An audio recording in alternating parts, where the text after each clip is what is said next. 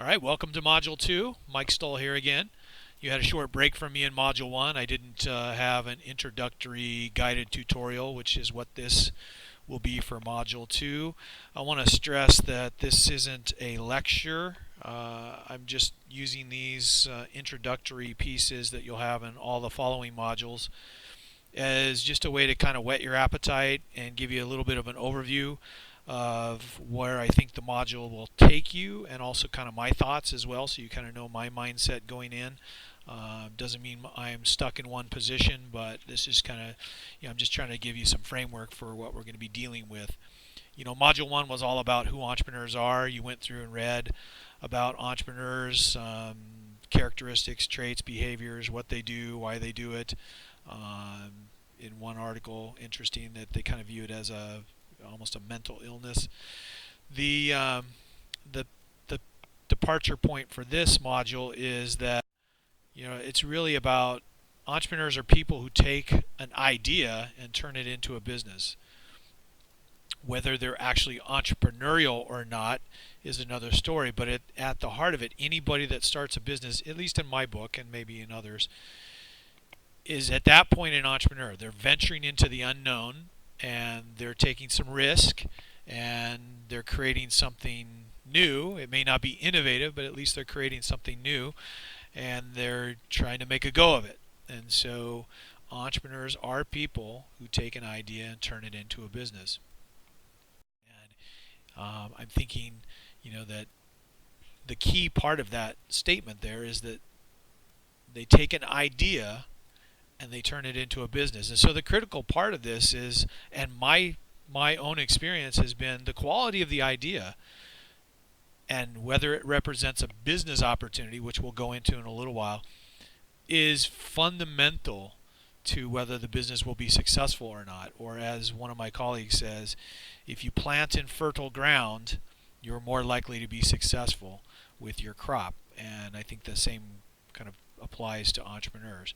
But it does start with an idea, and the challenge is, do you have any ideas?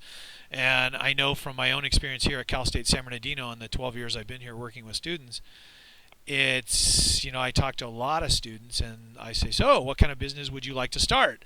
And I get a halting response, which is, I'm not really sure. I'm kind of hoping to find that out in the program.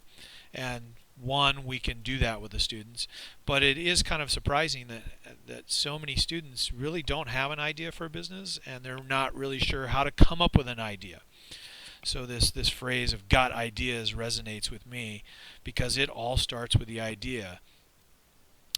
Every business starts, somebody had an idea for something. I'll give you some examples. Garner Holt Productions, based here in San Bernardino. Garner had the idea that he wanted to pursue a path in life that involved making animatronic figures. He had a life-changing moment when his parents took him to Disneyland as a young child, and he said on the drive back, that's what I want to do for a living. I want to make animatronic figures. And as of now, Garner Holt Productions is the world's leading animatronics company. They do work for Disneyland, Knott's Berry Farm, casinos, attractions, resorts all over the world. So it started with Garner having an idea that I want to create figures and animatronic figures and ride show attractions.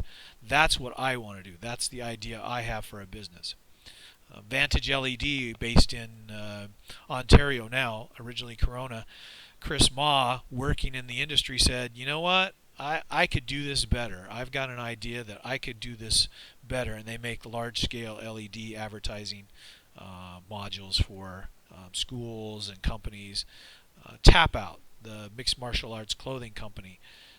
Charles Lewis Jr., who started the company along with a couple of friends, really had this idea that in this emerging sport, mixed martial arts, there was no brand, there was no way to show your allegiance to the sport in any meaningful way. And so his idea was, I'm going to create a line of clothing, t-shirts and the like, that will allow me and my friends to brand our allegiance to this sport and show that we're behind this sport. And Tap Out moved from, Charles, who I actually went to high school with and knew his father very well, building a company from the trunk of his car up into a company that, when unfortunately Charles passed away tragically in a car accident, was doing about 200 million in revenue, and then was subsequently bought by a larger firm. So Tap Out started as an idea. I think I could create a T-shirt clothing company to really highlight a growing sport. 510, Charles Cole, really unique shoes that they make. He was an avid rock climber, and just couldn't. Nobody was making the kind of shoes that he needed, and so his idea was, I could do this. I could make the shoes. I'm not going to wait for anybody else. I'll make the shoes. Really innovative company. And then last but not least, Lucas Oil Products, based in Corona, California. If you're a football fan, you'll recognize Lucas Oil from Lucas Oil Stadium, which is the home of the Indianapolis Colts. Forrest Lucas started Lucas Oil Products out of his trucking company. He had an issue. He had a problem with his maintenance costs for his trucks, and he was trying to find better lubricants and oils that would reduce maintenance cost. And through a lot of trial and error and experimentation, he came up with a formula that worked, and he spun that off into a gigantic company that has products all over the world. I think they've got more than 200 or 300 lubricant-based products, and of course they are involved in motorsports and sponsoring the Indianapolis Colts football stadium, all kinds of things. But it started with an idea that, hey, I maybe I should just create my own lubricant products to help drive my costs down. And then once his colleagues and industry peers heard about it, they jumped on board, and pretty soon he had a full-scale company. So it's a real interesting story. So those are some businesses that just started with an idea, a simple idea. I've got an idea. I could do this better. I could do this differently. Or why isn't somebody doing this? And we could take care of this. Every business starts with an idea. The problem is, for most people, is like, where do business ideas come from? Every business starts as an idea, but what are the sources of business ideas? And so what I thought I would take you through some 9 basic areas where business ideas are often born, or where they emanate from. And we'll go through each in detail, but this is just to kind of give you a sense of where some of these business ideas come from. First is pain points. People have a problem. I alluded to Forrest Lucas having maintenance issues, high cost of maintaining his small trucking fleet. It was a pain point for him. He was losing money, and he wanted to figure out a way to make the life of his trucks longer, to be more efficient. And so pain points are an obvious starting point, whether it's a personal pain point or it's a pain point that you observe with other people or friends and family tell you about. Pain points are one of the most impactful areas where business ideas come from. Second is a passion or a hobby. You may have a passion about something. Tap Out was a good example. Charles was absolutely avid, over the top, passionate about mixed martial arts. He wanted to be a mixed martial arts fighter. He liked going to the fights, and that was kind of it consumed him to the point where Charles quit his job as a sheriff's deputy in San Bernardino County to become the entrepreneur and build Tap Out, because he was so passionate about the sport and what he thought its growth potential was and how he wanted to be involved in it. So passion or hobby area is really, really big. Work experience. I'm going to talk about some examples down the road, but we all work in industries, and we all see, probably, if not daily, at least weekly, we think, oh my gosh, I could do that better, or somebody's missing. There's a market or a customer segment that the existing companies that service this market are missing. Why is nobody doing that? So our work experience often informs us and gives us ideas for new business ventures. Observation can be very powerful if we're paying attention. In fact, I'll tell you a little bit of story about some of the issues around paying attention and really thinking about business ideas and it being a purposeful approach. But years ago, I had a, it's not really observation, maybe I'll save it for later, but observation is simply watching and seeing what's happening around you. If you see somebody experiencing a problem, or you overhear a conversation, people talking, or you see a customer's interaction, could we do that better? Is there an opportunity here? So observation can be a very powerful area. There's a purposeful search. I've got a really nice story I'll tell you about that. There are instances where people say, I want to start a business. Now I'm going to start searching for an idea. I don't have any ideas. I'm going to start searching for an idea specifically. And I think the example I'll use will really illustrate that point. Recycling. This is not recycling our plastic cans or plastic bottles and cans, but it's really observing and seeing that there are business concepts out there that could be recycled. And when I say recycled, I mean really taken from one really specific context or culture and transported to another entirely different context or culture. So we'll go into that a little bit. I've got a couple of good examples there. Reinvention is how do we take something that exists already and reinvent it to where it's a new business. So we'll talk a little bit about the idea of reinvention. Taking something that exists already, completely transforming it into something new. So you can look around in your environment and say, boy, there's a lot of stuff out there that could be reinvented, or there's a lot of business concepts that could be reinvented. There's an area called technology transfer, tech transfer for short. And really what we're talking about here is there's tons of technologies and really cool science that has not been commercialized and could be commercialized, and I'll give you some examples about how we go about that. But it's a very fertile area for new business ventures. And last but not least, what I call STIR. It's an acronym for what's really long form is societal change, social and demographic change, technological changes, industry changes, and political and regulatory changes. And STIR, social and demographic, T for technology, I for industry, and R for regulatory. We'll kind of go into those in depth. Let's tackle first, though, pain points. You're going to get this from the reading, but there's a couple of really salient examples. The gym bag company, OGO, started out as a pain point. The founder couldn't fit his bag into the gym locker and decided, I'm going to have to come up with a solution to this, and he created a company that's become very successful based on a personal pain point.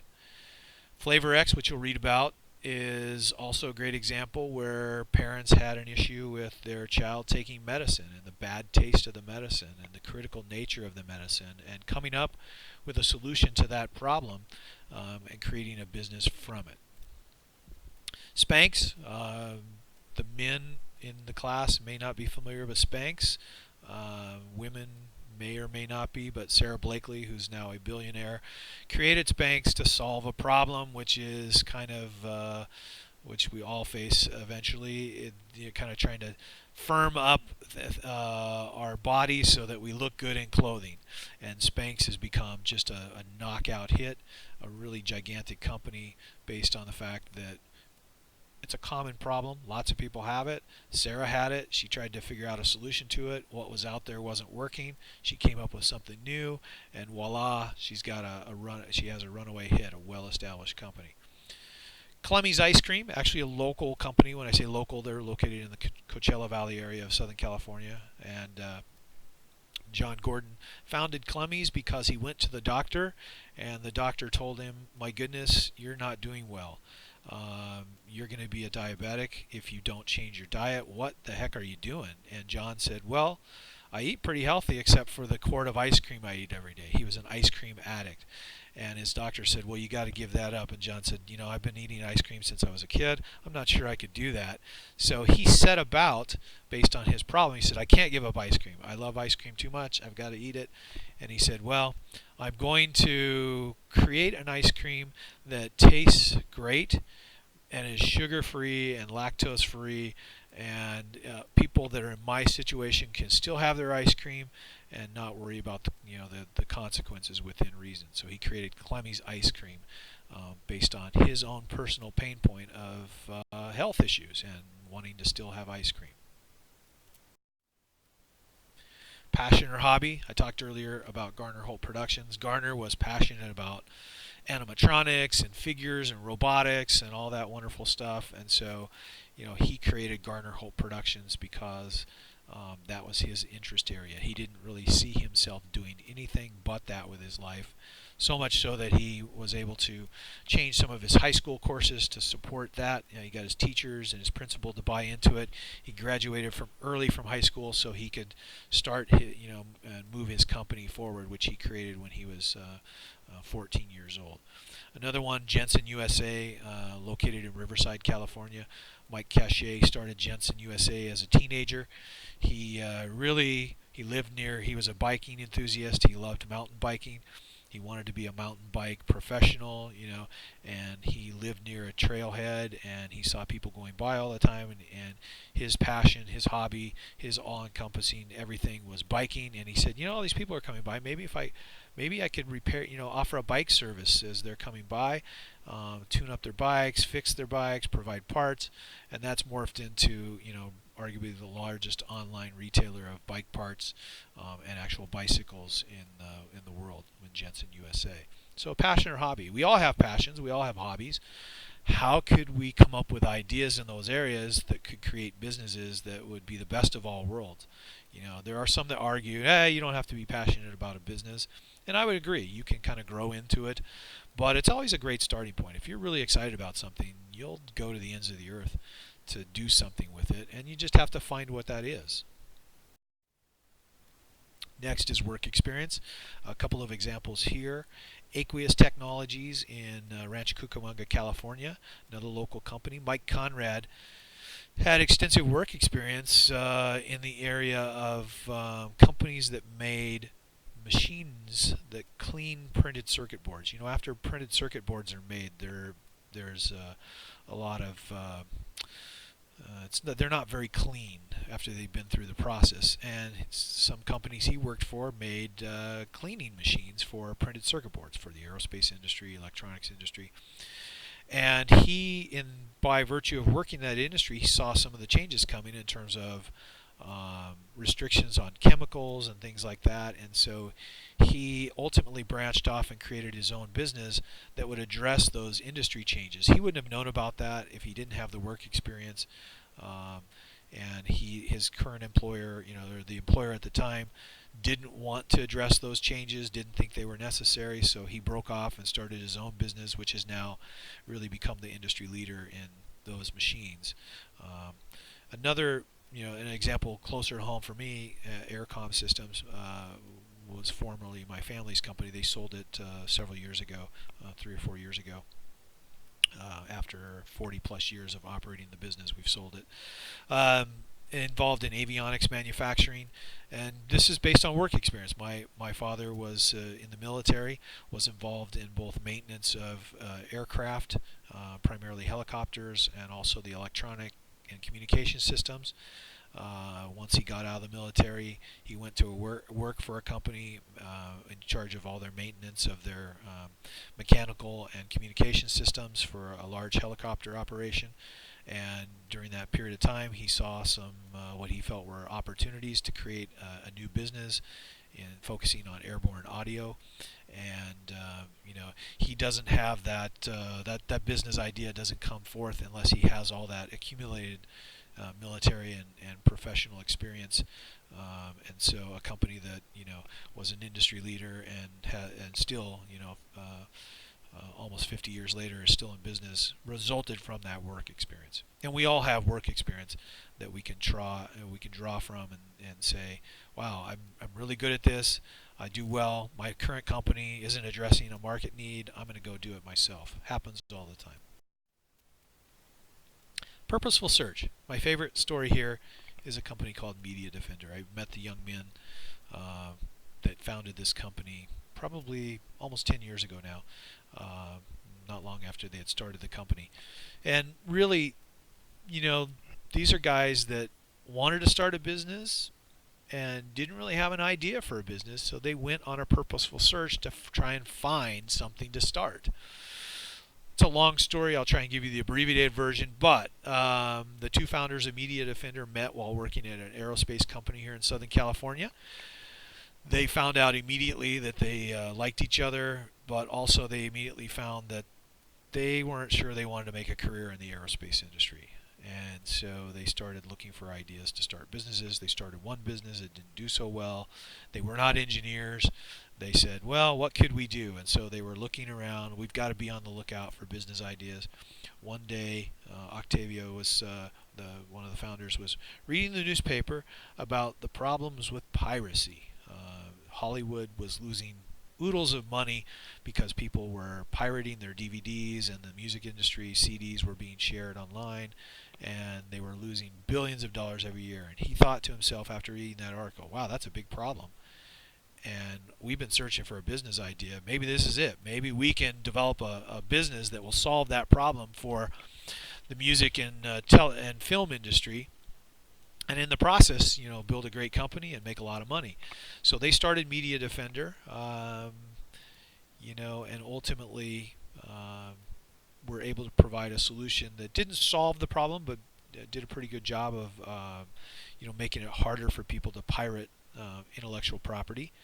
And subsequently, they sold the business for $42 million to a larger firm after just a few years of operating it. And there's a lot of really interesting stories behind that company, but neither one of them had the technology. They didn't understand the technology.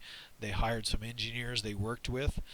They actually invited those engineers that they worked with at the aerospace company to be a part of the founding team and take some equity in the company. The engineers refused, so when Octavio and his partner sold the company a few years later, they were the primary shareholders. They had some other small investors, but those engineers lost out on a tremendous upside. But long story short, they weren't searching for an idea, and they found it by reading the newspaper, and then they took action on it. I think that's the big thing there. Next is recycling. The most obvious example of recycling is Starbucks. How many of us go to Starbucks, if not daily, at least a couple times a week? I'm not a coffee drinker, so I don't really go to Starbucks very often, but it's really an institution, and it's become a worldwide phenomenon. How did it start? Starbucks, at its origins, was not the Starbucks we know today, and it really morphed into the Starbucks we know today because Howard Schultz took a trip to Italy.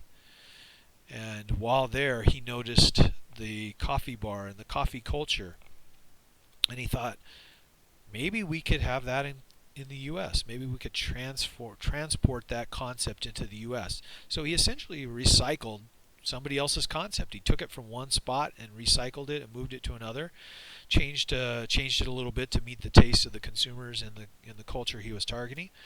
And Starbucks is a huge success story, whether you like them or not.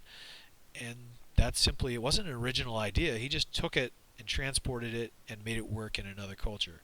So Starbucks is a great example of a recycled concept. Black Entertainment Television, the founder of Black Entertainment Television was actually sharing a cab with a gentleman who was talking about a television network that he wanted to start for senior citizens, and the BET founder said, well, my goodness, I'm African American. There's a lot of African Americans. Maybe we could recycle the specialty television network into something that targets African Americans, and thus Black Entertainment Television was born. A few years ago, I had students from China. The logo won't appear up on the screen, but I had a few years ago, students from China that said, we want to recycle the American Girl doll concept, and if my daughter grew up collecting those, we want to recycle that into China. We don't have anything like that, and we think that would be very successful if we recycled the concept and tweaked it and made it appealing to our culture. It would be very, very successful. So I thought that was a unique twist on recycling. They really bought into the concept and did their business plan around that. Reinvention. How do we reinvent something? You're going to see a video in this module about a company that's all they do is they reinvent products. It's a company called IDEO. We're going to get to them in a minute. But GoPro, what a great success story. And if you're not familiar with GoPro, that's the camera that allows you to take pictures while you're surfing and hiking and flying and doing all those wonderful things. Just hit, type in GoPro on YouTube and you'll see thousands of videos that are capturing people's adventures, from dogs skateboarding to people, parasailing and those kind of things. So, but that really started, and you're going to view a video of this. But GoPro is nothing more than a camera that's been kind of repurposed for the ability to capture images while in motion and doing these extreme sports. And it's became a billion-dollar company simply by reinventing the camera and how it's used. IDEO, which I mentioned earlier, company that's just dedicated to taking products in particular and reinventing them, redesigning them, or finding new ways to appeal to new markets. So when you see the IDEO video, you'll see what I'm talking about. Tech transfer, which I mentioned earlier, is really the concept is the federal laboratories. Every federal agency, or most federal agencies, including the military, have laboratories where they're scheming up and dreaming up and coming up with new technologies and new science that helps them in their mission. So if it's the military, they're developing new weapons and new ways of deploying troops and all kinds of wonderful, interesting things. You got those federal laboratories. Most research universities have really interesting technologies that are being developed in their labs by the professors and the research associates. And the reality is most of what's invented in these labs never sees the light of day, never gets commercialized, never gets transferred out of the lab. So one very fertile area for people that either don't have a technological foundation or just think I want to do something that's based on intellectual property is to find these emerging technologies and license them out of the labs. Tech transfer, basically transferring these technologies out of the lab and commercializing them to where they can they can derive revenue.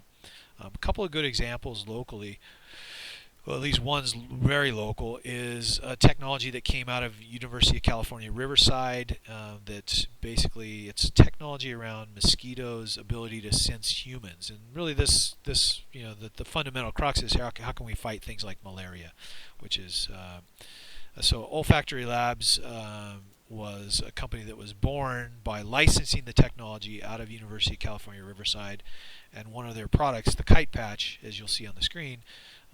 One of the things that they're proud of is that Bill Gates has noted their existence in terms of a way to fight against malaria. So it's a really emerging company that I think is going to do great things in the long run because they're really leveraging this cool technology that was developed by a professor at University of California, Riverside. And most professors and most researchers don't start businesses.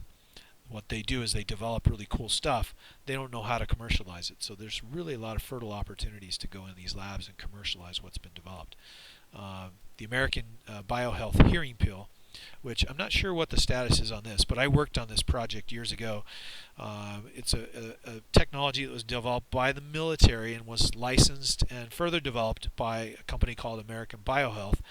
The technology actually came out of the naval laboratories. And the original technology was how can we diminish or guard or prevent hearing loss in the military, particularly those, the Navy and the Army. They've got people that are around those big artillery guns, and my son was a sergeant in the Army and was in charge of an artillery unit, and they all have hearing loss, and so it's a huge problem for the military. So American Biohealth was thinking, well, it's a huge problem for the military, but what about industry? What about manufacturing, where you're around these very deafening machines and the long-term exposure and the cost that involves for businesses and employees? So they set about trying to develop this technology with a commercial application so that people would be preventing and alleviating hearing loss. Final category, STIR, social and demographic changes, technological changes, industry changes, regulatory and political changes. I'll use a couple of examples. I won't go through all of them, just to give you a flavor for it. One of my favorite examples of social and demographic changes is McDonald's. McDonald's came around at the time when society was undergoing changes. It was post-war. People had more discretionary income. Women were in the workforce, particularly because most women were working during the war, helping build the planes and bullets and tanks that fueled the World War II effort. So you had a lot of social trends, a lot of demographic trends. People wanted to eat quicker, and thus McDonald's was born right here in San Bernardino, California, the original McDonald's. Southwest Airlines, really has become the entity it is now because of the deregulation of the airline industry, which has allowed them to really take their model and scale it up pretty significantly. And there's a lot of industries that have benefited from regulatory and political changes. Here in California, solar has become gigantic. If you look around in Southern California now, I grew up at a time when we had smog alerts and really poor air quality. It still is not the best, but it's dramatically better than it was when I was in my teens, and that's fueled a lot of industry development and a lot of revenue for companies that make products that help with air quality. So regulatory changes really fuel business ideas and business opportunities. The challenge is, coming up with a good business idea, and as you go through the idea exercises in this module, the likelihood is you're going to experience what I experience and what most students experience is that a lot of our stuff sucks, and it takes multiple iterations, and it goes back to the old adage, and I think it might have been Linus Pauling that said this: the best way to come up with a good idea is to have lots of ideas. Usually our first ideas aren't any good, and that's why it's best to take the approach that I'm going to ideate, I'm going to brainstorm, I'm going to come up with a lot of ideas, and I'm going to refine and go back through and come up with more ideas and make it a multi-stage process, because the reality is it's rare that the first ideas that we come up with are any good, and even the ones that appear promising still need to be developed. And so I'm big on the best way is to come up with a lot of ideas. Some more thoughts about this ideation process. It's multifaceted, because I'll ask students to sit down and ideate, do these idea exercises. And most of us don't just sit down and do that. It's not a habit. It's not something we do. It can become a habit, but there's a lot of pieces to the puzzle of coming up with ideas. And I think part of it is finding your spot. I tell people all the time, I'm the most productive in ideating and coming up with ideas when I get away from the office. When I'm somewhere else, and it doesn't matter whether it's work related. In fact, oftentimes it is work related. I'm at a conference or I'm at a meeting and I'm away from the office and I feel free and nobody's bothering me. And if I'm at a conference session where it's not that great, suddenly the ideas are flowing, and I filled up a couple of pages on things I could do here at the university or build our program or business ideas. And a lot of it's finding your spot. For some people, that's walking around the block. Taking a long walk allows them to open up their mind. Whatever it is, I encourage people to find that spot, that moment, that peace of mind that allows you to open up and really be creative, because I really believe that everybody has creativity in them. They just have to find it and they have to tap into it. I think it helps to be curious. I think it helps to want to know why things tick, or want to be curious about what's going on in the world. A big part of ideation is coming up with innovative approaches, and I think thinking about being innovative. Peter Drucker, the management guru, and the writings he did about, the late Peter Drucker, the writings he did about entrepreneurship, he said entrepreneurship is really all about innovation. If it's not innovative, it's really not entrepreneurship. And so innovation, is a part of the ideation process. How can we do things better, differently, more uniquely? I think attentiveness is a part of it too. I have an idea for a business that comes from, I think, a personal pain point, but I've heard people talk about it too. It kind of tuned me into it, made me think about my own experience, and it's sort of, and I say attentive means sort of paying attention to what other people say. We're often not in the moment and not paying attention to things, and we don't see a lot of what's happening around us. It's this attentional blindness is a tough thing to overcome because we get on autopilot, we get in the groove, and we miss things. It's just why they did a study a few years ago, and they had a clown riding a unicycle riding down the side of the road, and they tested this concept against people that were talking on the cell phone, and an exorbitant percentage of those people that were driving while talking on the cell phone did not see the unicycle riding clown go right by them. They don't see it because they're not paying attention. They're focused in. They're on autopilot, and that's how it is with us in daily life. We get focused on what we're doing, and we don't see the obvious things happening around us. So that attentiveness, listening, watching, observing, paying attention to what's happening around us, I think is a big part of ideation. Ideation is hard work too. You're gonna have to really sit down and sweat. It's like working out. If you're gonna dedicate time to ideation, it's hard work. And I have a lot of students come back and say, "Oh God, that was just awful.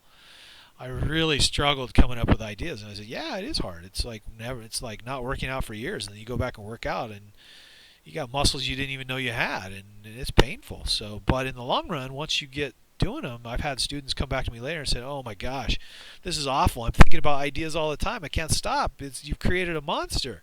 So hopefully that happens with you, and where it becomes a habit. But I think being attentive, focusing on innovation, being curious, being creative, finding your spot, really working hard at it and trying to create it as a habit really, really helps. And also, don't be judgmental. We judge our ideas as soon as they come out of our mouth, as soon as they come out onto the paper. I'm guilty of it. We judge them. We start thinking, how's it going to work? We start trying to operationalize them. Don't do that. When you're ideating, holy crap, just put them down on paper. Come up with 100 ideas. You'll look back later and you go, holy, what was I thinking? That was really stupid. But when you generate wild ideas, that's the starting point. You'll find from the idea story, they want wild ideas. That's the starting point for building really cool ideas. So think about wild ideas. Don't constrain yourself. Get out of the social constrainment that we've had, growing up. Society molds us and forms us to do things a certain way. Drop all that. Find your spot. Let it go. Be creative and have fun with the idea exercises. And, like I said, it's going to be hard work, but I think I've never had a student that came back and said, after it's all said and done, that they didn't enjoy the idea exercises that they did, and they didn't find it beneficial. So get out of your comfort zone, and if you're already a creative person, you're just going to take it to a whole nother level. So probably enough about the idea exercises that are coming up. Now I want to switch gears. I want to talk a little bit about, we're talking about innovation. I want to talk about blue ocean strategy. You're going to read about blue ocean strategy, and this is a really cool concept that I've been dealing with for years. And the whole idea is that how do we create uncontested market space and make the competition irrelevant? I mean, that is blue ocean strategy. And blue ocean as opposed to red ocean. You're going to read about all this, but I just kind of want to give you a teaser. Really blue ocean strategy is how do we create and capture new demand, make competition irrelevant.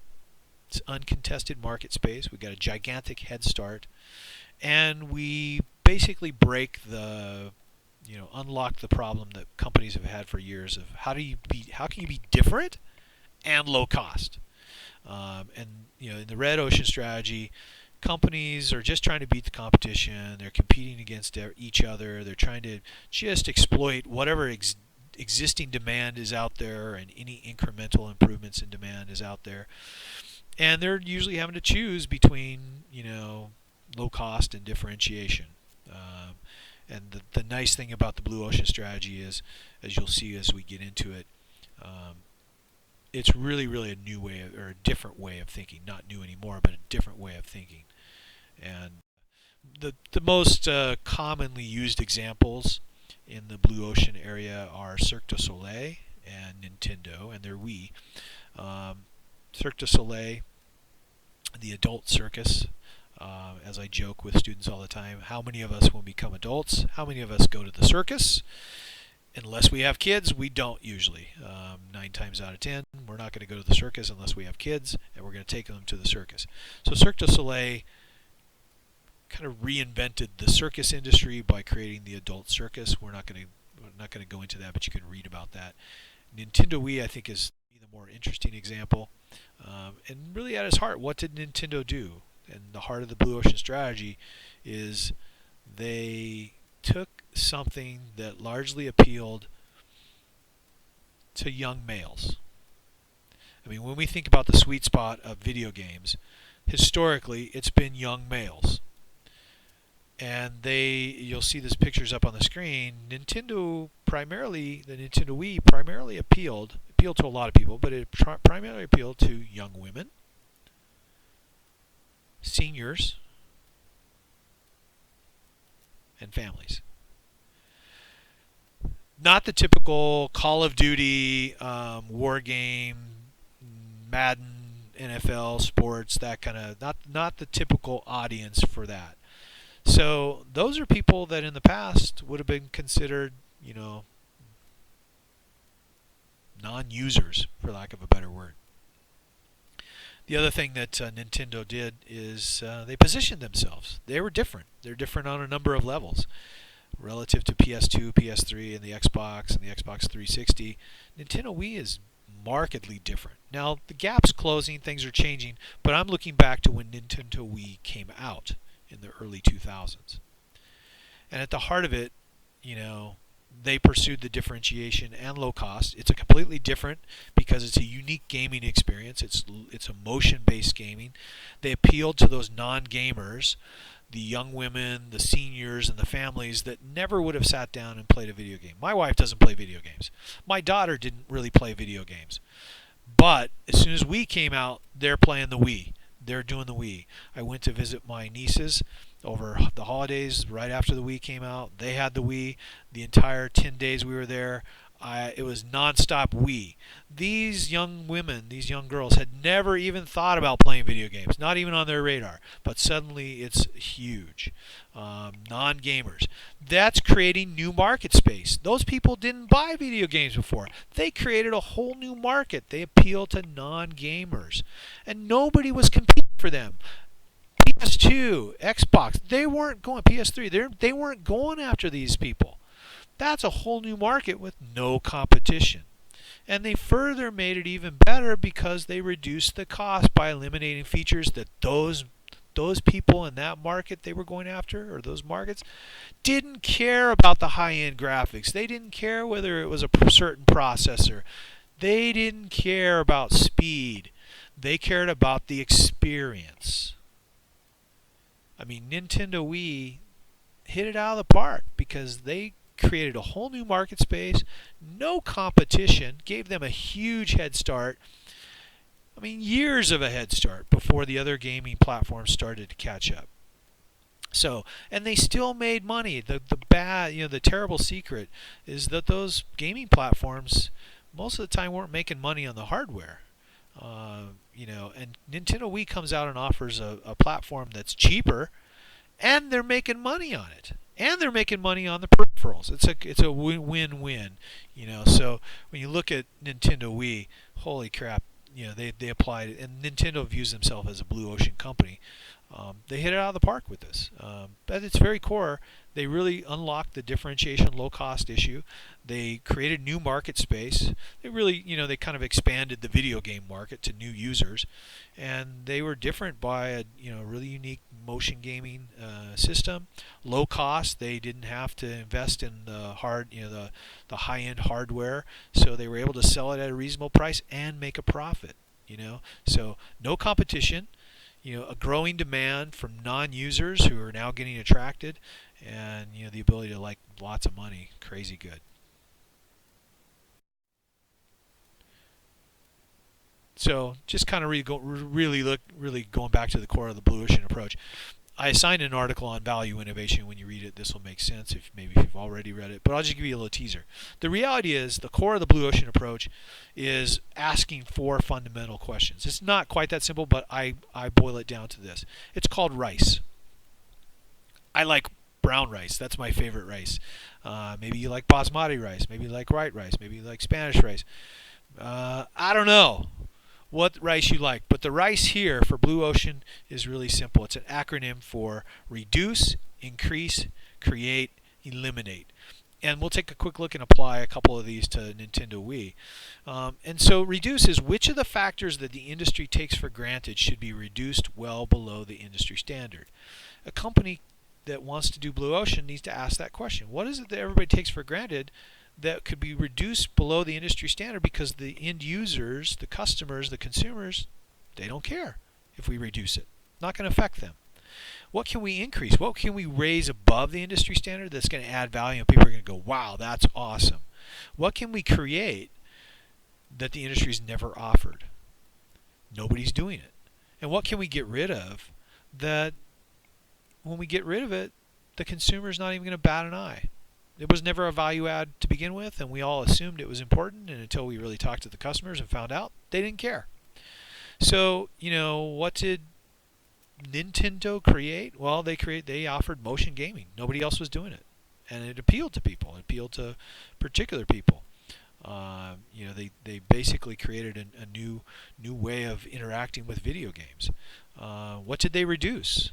Well, they reduced the graphics. They reduced the processing power. They reduced the cost of the platform. If you look at Cirque du Soleil, what did Cirque du Soleil eliminate? If you're familiar with their model, the adult circus, what's the fundamental component of a circus for children? It's the animals. What did Cirque du Soleil eliminate? The most costly factor involved in the circus, and the one that didn't add any value for the adult market, animals. So this reduce, increase, create, eliminate questions, they're at the heart of thinking about business ideas from a Blue Ocean perspective. And so as you're ideating, maybe you think about these things. But it's that RICE approach. Just a kind of note, shifting gears a little bit. We talked about pain points, problems as being a fertile ground for businesses. And many would argue that business focused on solving problems probably have the greatest potential to be successful, because people don't often buy something just because they want it. They buy it because they need it.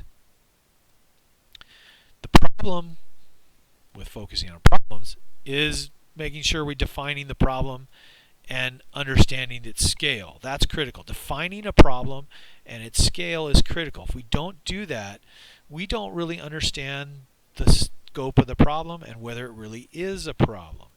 And I've got a problem-solving exercise in this module that hopefully will help us with that.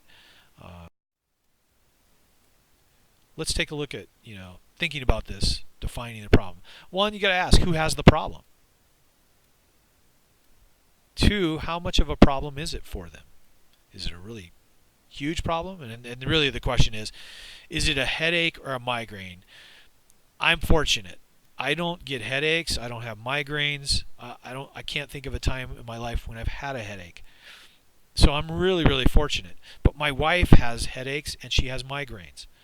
And when she has a headache, it's a simple fix.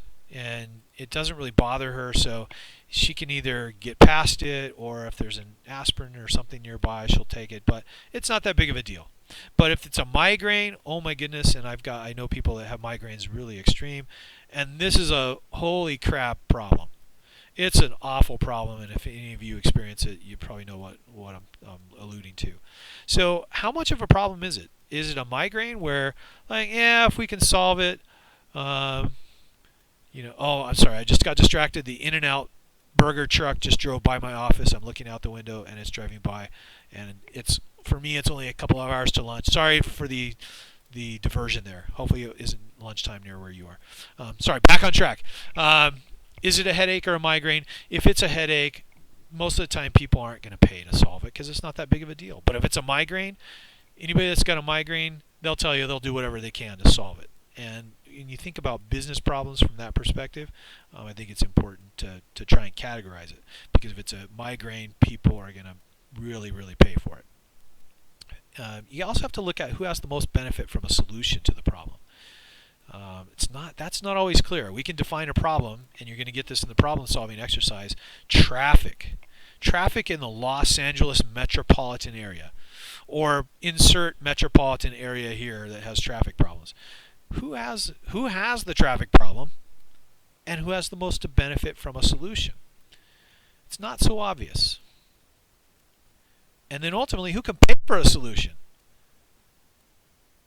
You'll see in the video, I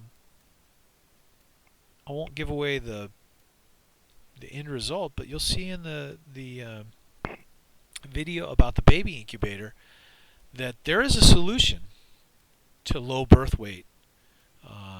Babies born with low birth weight. Who has the problem, and who can pay for a solution, and how did industry tackle that problem previously, and why is there a solution now where there wasn't before? And a lot of it boils down to who's going to benefit from the solution and who can pay for it. And ultimately, who can pay for it, and will they actually pay for it? No business starts unless somebody has a problem or a need that's so bad they are willing to cough up the dollars to solve it. They've got to be willing to pay for a solution. So once you go through generating ideas, and if you're generating ideas based on problems, you really have to be clear about the problem itself. Who has the problem? How much of a problem is it? How do we categorize it? Is it a headache or a migraine? Who's going to benefit from a solution? Can they pay for the solution? Will they pay for the solution? All questions you have to ask after going through the idea process when it relates to problem-based ideas. No matter what area you come up with ideas from, personal pain point or problem, hobby, work experience, you're going to come up with all these ideas, and as I said before, going through the process, you shouldn't be judging the ideas. When we're being creative, we shouldn't judge our ideas. Don't judge your work.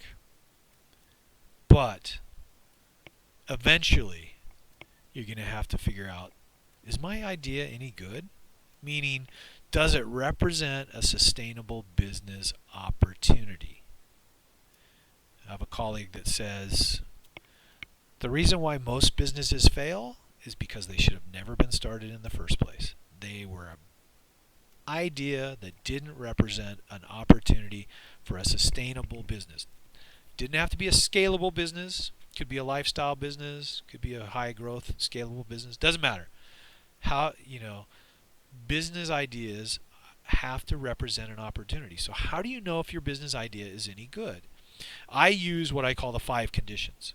They're really straightforward, I think, hopefully easy to remember, but I think, in the years I've worked in business and run businesses and worked with startups, how do you know if your business idea is any good?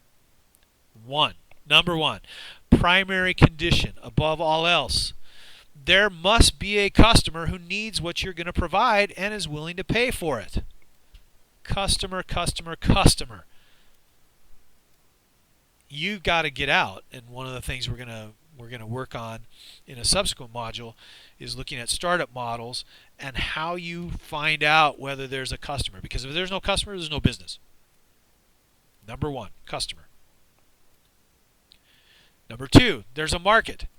There is a reachable, attractive market, which means it's attractive from the standpoint of there's a large group of customers, and preferably they're growing. There's more of them every day. Customers are important, and hopefully there's a lot of them that make up a reachable and attractive market. When I say reachable, something you can get to. They're easy to get to. They're easy to market to. They're easy to get the product in their hands or the service delivered to them, whatever it may be. 3, the business has a business model that can support the company. Now, business models we're going to go over in a subsequent module, but essentially business model is how do you make money? What are the fundamental ways that you make money? Does it have a business model that can support the company? So we'll go into more depth later on that. This is just an introduction of the 5 conditions. Number 4, the timing is right. Its timing is right from both a market perspective and a personal perspective. You have to be ready to do this. It has to be the right time for you personally. to pursue this idea. If there's a customer and there's a reachable growing market and you've got a business model figured out that can support the company, is the timing right? Is the market window of opportunity opening or is it closing? And is the personal window of opportunity for you right? And last but not least, of the 5 conditions, do you have the expertise and are you mentally ready for the challenge? Because starting a business is not for the faint of heart. It's been romanticized in our culture now, but it's an incredibly taxing venture. You got to be mentally ready for the challenge. You have to be committed to it. Your family, your support group has to be committed to it, and you have to have the expertise. And when we say expertise, you have to be ready. You have to have the expertise and know what it takes to start a business. And hopefully that's also the industry expertise, And if you don't have that industry expertise, do you know how to leverage it? Do you know how to get it? Do you know how to build a team that has that? The story earlier about Media Defender was the two startup founders, they didn't have the expertise on how to solve the problem of stopping piracy. So they hired it. They brought it on board and they learned it and they became experts in the industry. So you either have the expertise or you get access to it and you learn it, and you're also mentally ready for the challenge. How do you know if your business idea is any good? The 5 conditions are the starting point. The 5 conditions don't happen by themselves. It takes somebody who's not a fortune teller. You can't just peer into the future and say, I know all these 5 conditions are right. Entrepreneurs at their heart are not fortune tellers. Can't predict the future. So, it takes detective work. In order to make informed decisions, to understand those 5 conditions, to know whether your business idea is an opportunity, you have to do some detective work, which we're going to talk even more about in subsequent modules. But the heart of it is here.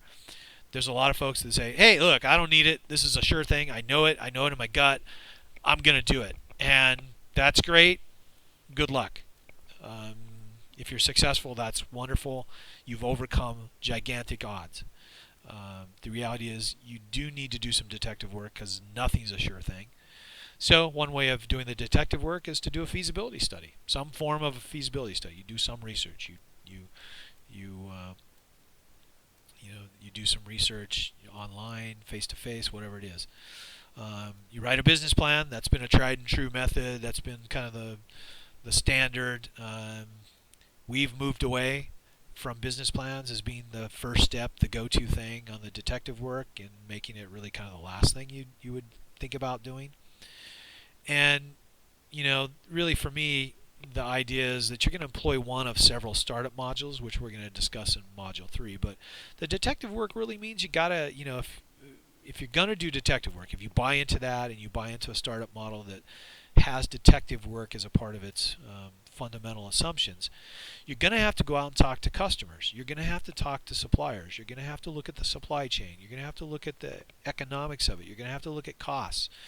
You're going to have to look at timing. There's a ton of things you're going to have to do to determine whether those 5 conditions are favorable for you starting a sustainable business opportunity. So the detective work, really, really important, which we're going to get around to. But at this stage, it's all about the idea, man. Don't get past the ideas.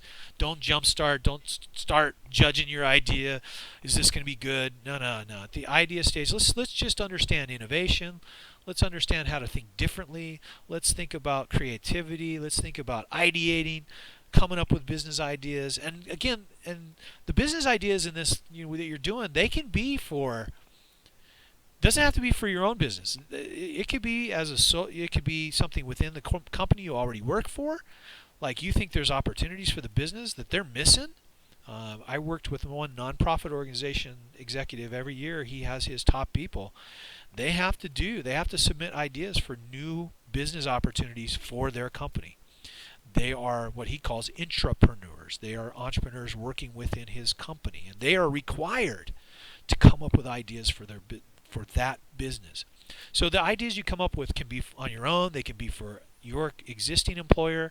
They could be social entrepreneurial related. So, how can we solve social problems, using entrepreneurial approaches? The sky's the limit. You pick your path, or you could do a combination of all those. It's up to you, however you want to approach it.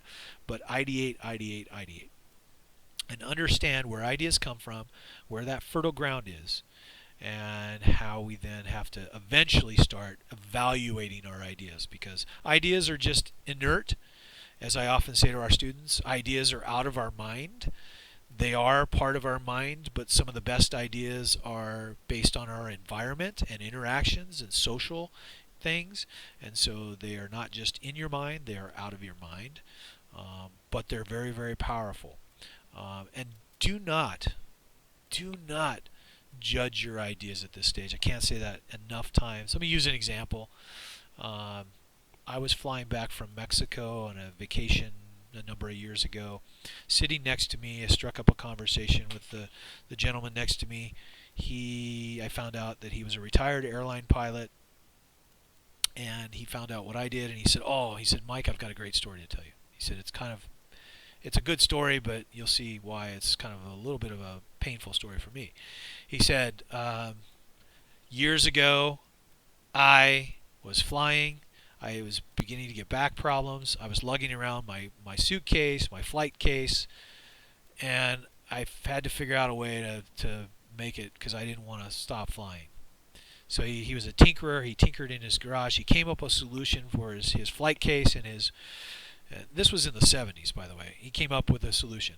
He put wheels, big wheels, like big skateboard wheels, on his suitcase and his flight bag. And he used that.